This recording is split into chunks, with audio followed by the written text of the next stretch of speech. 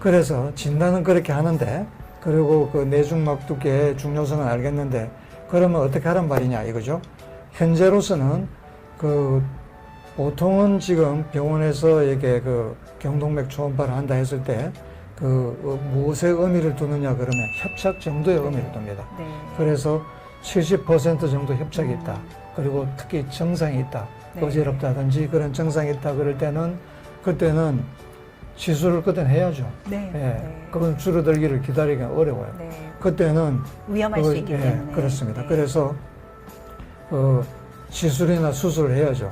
이제 우리가 하는 것은 혈관 확장술, 그 다음에 스텐트 삽입하는 거, 그 다음에 이제 엔도아트렉토미 아니면 바이패스를 하든지 이런 걸 이제 해야죠. 네. 하고 그러면 협착이 70% 이하일 때는 어떻게 하느냐? 현재로서는 그것도 한 50% 이런 넘어가면 그때는 그 항혈전제를 그 쓰라고 그럽니다. 네. 그래서 아스피린이나 이런 걸 활용해서라도 좀 혈전을 좀 억제하고 네. 그리고 적극적으로 스타틴은 그건 장렬합니다. 네. 비록 이런 경우에는 고지혈증이 없다 하더라도 예방 목적으로 스타틴을 쓰라고 그럽니다.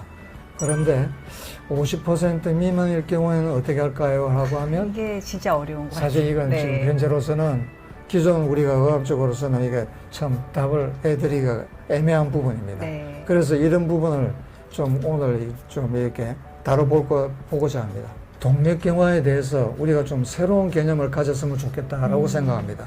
그리고 이제 이런 이제 시도들도 있는데요.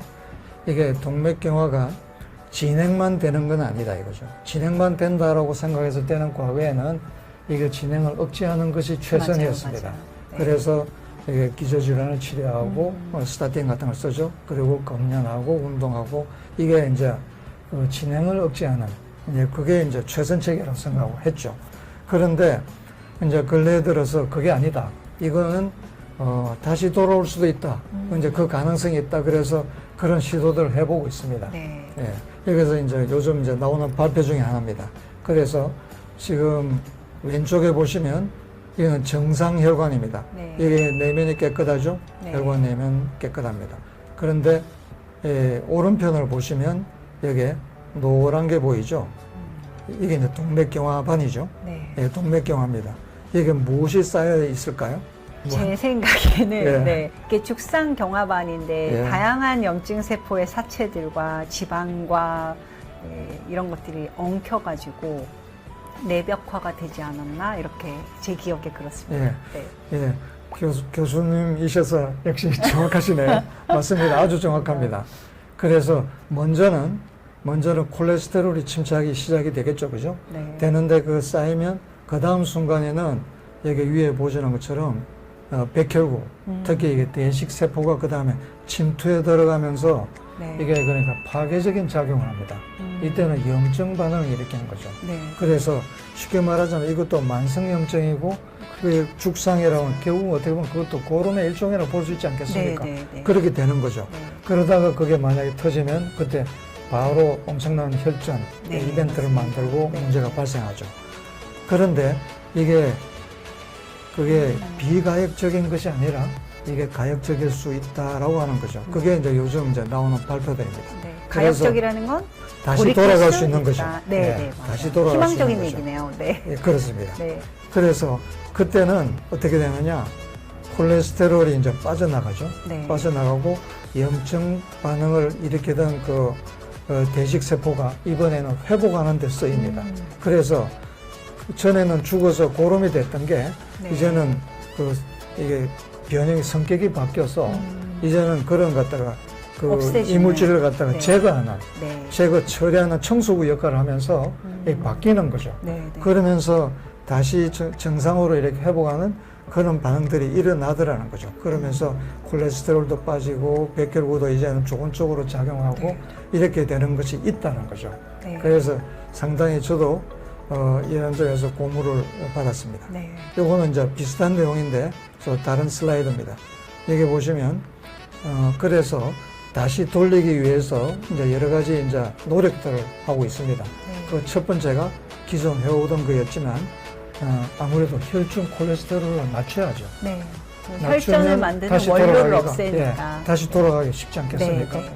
그래서 이게 지금 혈관 내벽에는 쌓여 있고 바깥에도 여전히 높다 그러면 계속 또 축적이 될 수 있겠죠. 맞아요. 그래서 바깥을 갖다 낮추죠. 네. 낮추면 다시 돌아가기 쉽겠죠. 네. 그래서 그런 시도들을 뭐 지금도 해오고 있죠. 스타틴을 쓰고 에지티닙을 쓰고 이런 또 여러 가지 새로운 약제들을 또 개발해서 테스트를 해보고 하는데 아직은 그렇게 썩 만족스럽지는 못한 것 같습니다.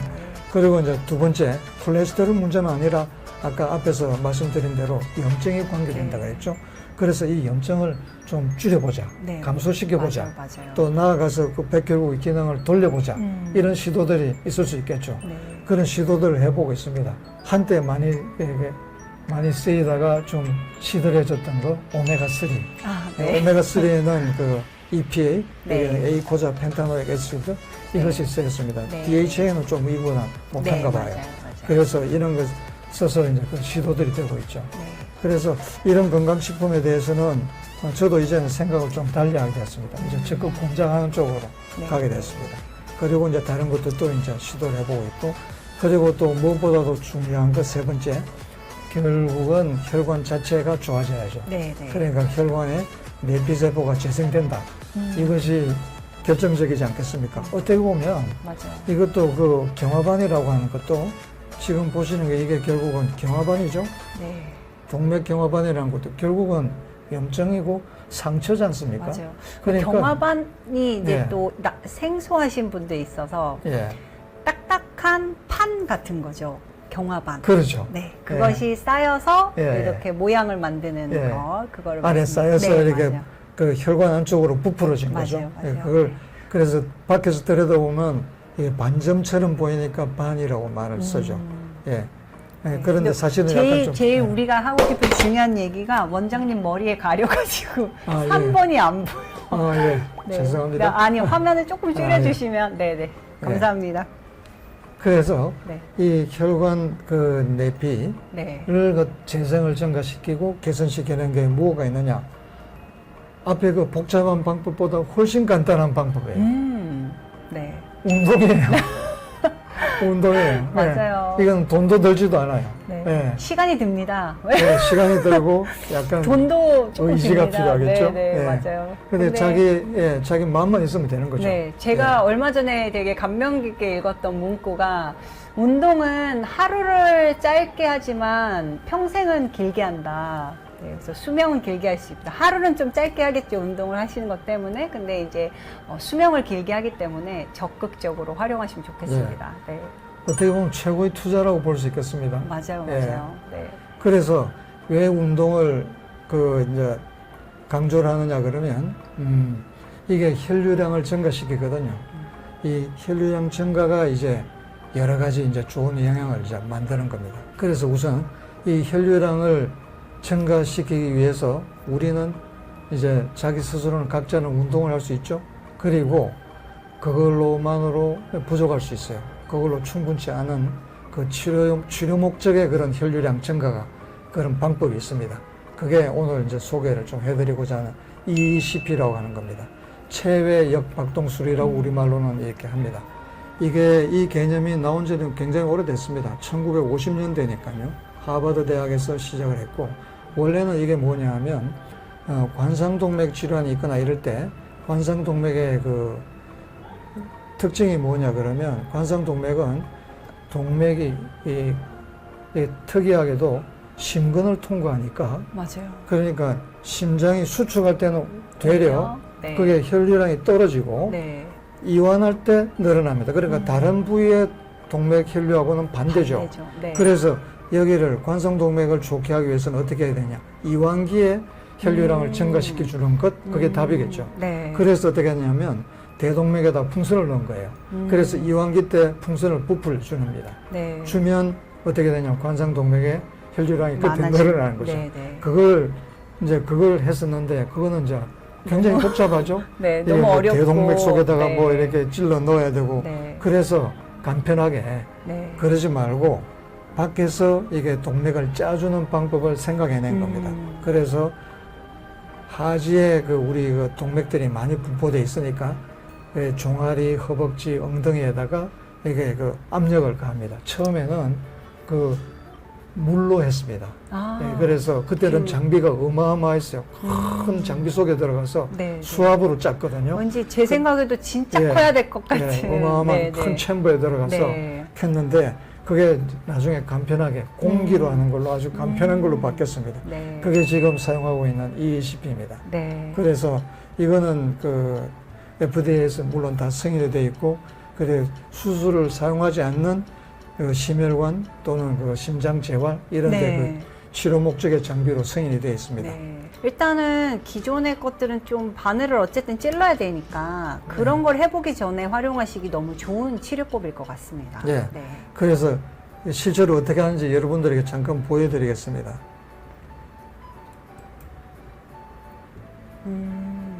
이렇게 몸을 짜주면 심장의 혈류가 예. 늘어나면서 예. 네, 심장 혈관이 좀 더 혈류가 늘어나면서 깨끗해질 수 있다는 예. 이야기고요. 네.